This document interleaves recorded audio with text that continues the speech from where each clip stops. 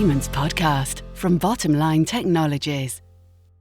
The Business Payments Barometer surveys 800 financial decision makers, allowing us insight into the payment trends of 2020 and the areas businesses are focusing their investment and time on for the rest of the year. Hello, I'm Rich Williams, host of the Payments Podcast, and today we're talking about the future of payments and specifically where they're heading. With me today is Ed Adshead Grant, General Manager of Payments at Bottomline and the face behind the Future of Payments section of the Barometer.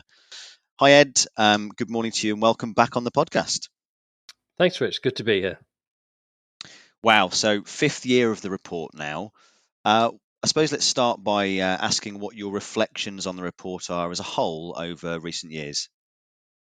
Yeah, it's amazing how time flies here. It's year 5.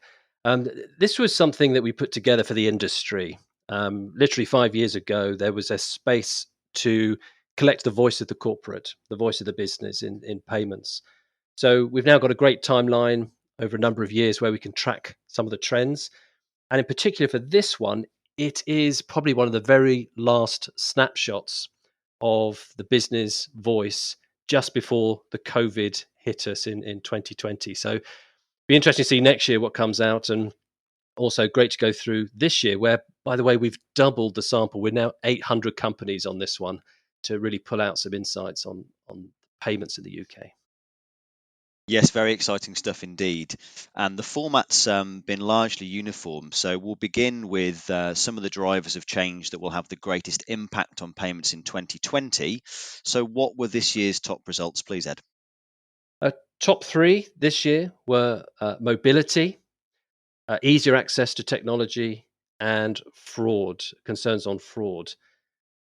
So interesting to see these here. Mobility was the same as last year, and perhaps we'll talk about that a bit more, but I think reflects the digital nature of payments. Easier access to technology is a large request from everybody out there, I think, who want to just use technology in a quicker, faster way. And then fraud, we've always seen that up in the top 3 for many years, actually, and is still an ongoing battle. So easier access to technologies had quite a significant jump this year. Now, what do we mean by easier access, and why do you think we've seen such an upward trend?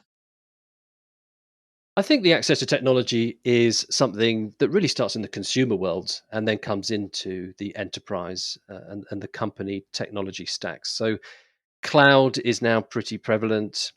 Paying by subscription makes it easier to digest and access technology. And you hear a lot about the API economy, where things are built once and can be used many times. It's a pingable service to pull into a technology experience. So if you bring those all together, I think there's just a business demand now that they can switch things on, new services, richer services, given all the underlying technology developments for payments. And how about cash visibility? So I expect that's something that businesses are placing at the utmost importance at this current time. Yeah, cash visibility is a big area. I mean, cash is still king. Never run out of cash. They'll teach you at business school on day one. So um, with COVID that now comes into play, I think this will show up very much so in the 6th barometer. But we already had the trend line here in the 5th barometer. And who knows how much longer cheap lending can continue for businesses to fund themselves and move forward. But here we had some statistics right deep down in the raw data that 6% ranked cash visibility as their number one element, and it's moved up to 16% on the data that we pulled this year. So it's out there. It's a concern. They want visibility. They want to sweep it across different accounts, run their business, make sure they're well funded and successful. So I think we'll see that each and every year, and definitely 2020 barometer, it's there. Now, back in 2018, if you can cast your mind back that far, blow away some of the cobwebs, we noticed that Brexit was ranked number 1 in terms of what was on people's list of important topics to address. And in this year's barometer, it's now become changes in the trading environment. It's now dropped 4 places in those 2 years. So, what do you think the cause of that is, Ed? Well, certainly the link to Brexit is simply that it's in many people's minds it's done. That the details yet to be signed off, of course, and we're looking towards the end of 2020 for the politicians to sort out trading arrangements. But in terms of being ranked at number one previously, that there's no longer a need. It's almost like the financial decision makers now know that risk. They've put a box around it. You can put a date on it, and you can put a predictability around it. Um, Interesting, actually, for now, this is something that we're struggling, I think, all as financial decision makers around the pandemic. That is a hard one to manage because there is no end date. And I think that's one that's causing a lot of ambiguity as people sit down and make sense of this data that happened just before COVID and where they are now and how they plan forward to make sure they have got a trading environment that will support the sustainability of their business. So, Ed, this is the first time that the Business Payments Barometer has gone on to view whether the impacts that have been noticed are positive or negative. Now, what have the results shown and why the shift? Yeah, I thought this was an interesting element to introduce the positive or negative perception. And when you look at human nature, that you have the fear versus hope model, where some people say that the fear, the negative stuff, makes people make decisions faster than the hope positive side. But here, what can we take from this? Well, the easier access to technology was ranked as the most positive. So that was at 64%. And maybe that's seen as an investment in the business. You're buying in more toys, better ways of doing things. It's a purposeful decision to improve the business that you can control the budgets and the accounting around it. The mobility, the mobile payment piece was also high. I think that's probably reflects the fact that we were digitalizing anyway in the industry, and with current conditions and the pandemic, that's only going to accelerate. And then the security and fraud that came in on second on the positive side, um, which again is interesting because fraud you might see as negative, but if you're stopping it, you're preventing it. It's one of those areas it's only a win-win. If you spend a bit more money on the fraud to stop it, then you're preserving your funds. The only loser, if you like, is the fraudster themselves, and that's a big area. It's one that we look at and research a lot at Bottom Line, and there's various solutions that are worth. And I would encourage corporations to look at and business to look at, like confirmation of payee and sanctions, in-house checking. It's a big area, but one that positively putting investment in it always pays back. So, I think that's the more positive trends explained succinctly. How about some of the more negative viewpoints, Ed? Well, the negative tends to bring up the regulation perhaps unfairly at times. I'm actually a fan of regulation to a certain degree. Um, I don't see regulation as necessarily a evil, negative thing. When used in the right way, and the FCA in the UK is a very positive body in many of its activities, where they've introduced innovation sandboxes and can be seen as someone who supports adoption of new solutions. They try and stop fragmentation in the market. They sponsor the rights of the consumer. And if you wrap it all together, regulatory changes can actually be positive. But here in our data, it came through as a negative element, but only for 16% of the time. So it's not a massive negative outlook on regulatory intervention.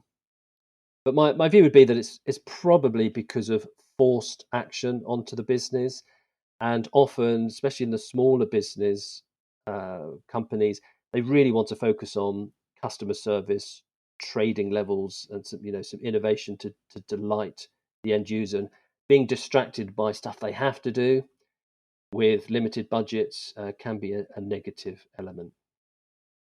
There we go, a bit of a scoop there. Ed is a fan of regulation. Moving on slightly. What have we seen of the differences depending on the size of the business, so smaller to larger enterprise, for example? Probably a couple to pick out of this year's barometer here on the size. The smaller businesses were more likely to find that the changes in the trading environment was negative. And I think that makes sense. They want to trade, they want to build, they want to scale, and anything else is a distraction. So on the smaller side, I can see why actual top line results, revenue, turnover, trading is important to succeed in.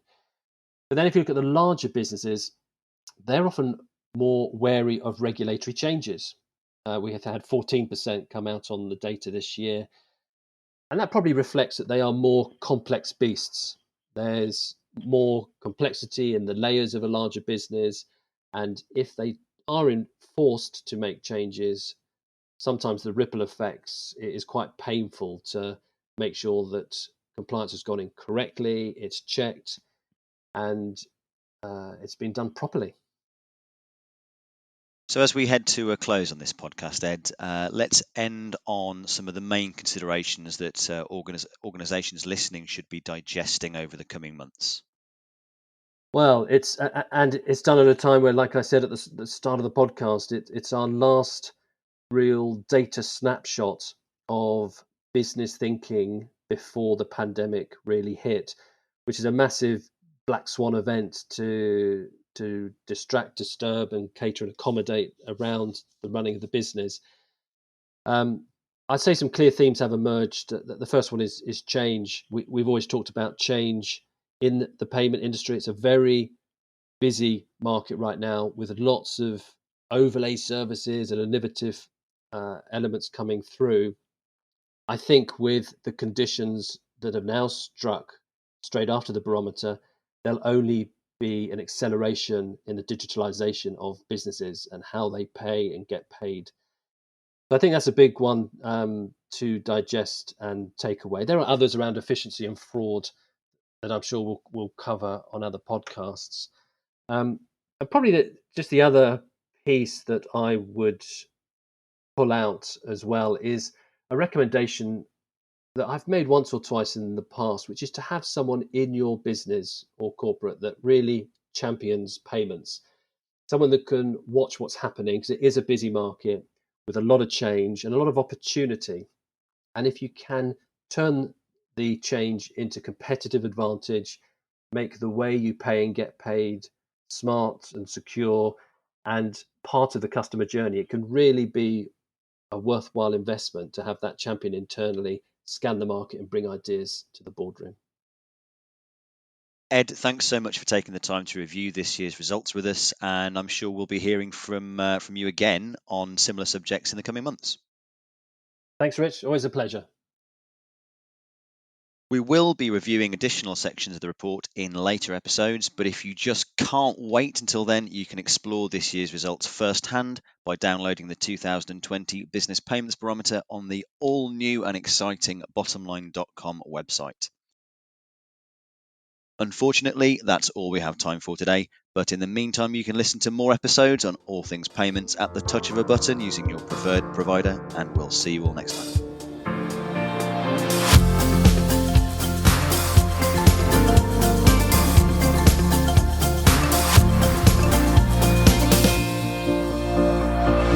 Payments Podcast from Bottomline Technologies.